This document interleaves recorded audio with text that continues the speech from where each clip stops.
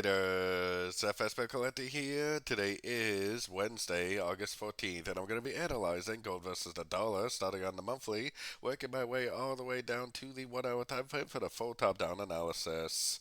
So on gold versus the dollar, I still think it's very clear this is a 1, 2, 3, and I still, as I've been saying, do not think the wave 3 is over because the 161.8 has not been hit yet, and the 161.8 is the most likely target for a wave 3. I think once that's over, we'll probably get the wave 4. We'll probably get another push up for the wave 5 to complete this 5 wave uptrend that we got going on the monthly time frame. Taking it down to the weekly time frame, I definitely think this is the wave 1, this is a wave 2, and then this is all subdivisions of a wave 3. So this is a 1 of 3, 2 of 3, 3 of 3, 4 of 3, and I think we're in a wave 5 of 3 right now, which the 2500 seems like a likely target just because it's a round number.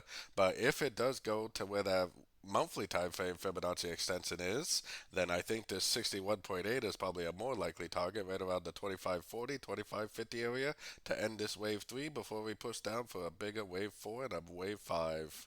So going down to the daily time frame, on the daily time frame, this is the wave 3. I think this is the end of a wave 4, and then I think this is a 1, 2, 3, 4, and we're in a wave 5 of wave 5 by the looks of it.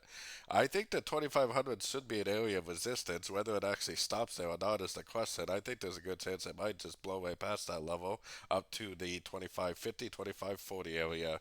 But the market does really like round numbers, and 2500 definitely seems like a pretty round number. So taking it down to the 4 hour time frame, we do have CPI inflation data coming out today for the US. Definitely should cause pretty good volatility on all the dollar pairs for sure. And I will be in a live Zoom meeting at the news with all my premium members. So if you are interested in that, definitely make sure you check out my website to join my membership.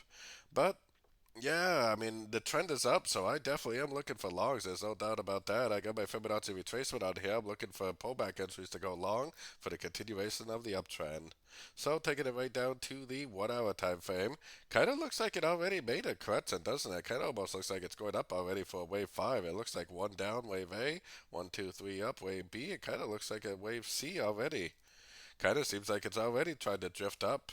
If it does drift up prior to the news, then maybe the news will cause it to go down and break structure. But the trend is up, and I definitely, because of that, am only looking for longs. I would have been looking to try to get long right here. I would have been trying to get long there, back long back here, long back here, long back here.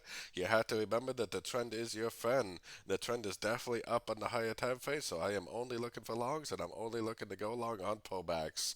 I personally am not a short time frame trader. As you can see, I don't even have the short time frames on my chart.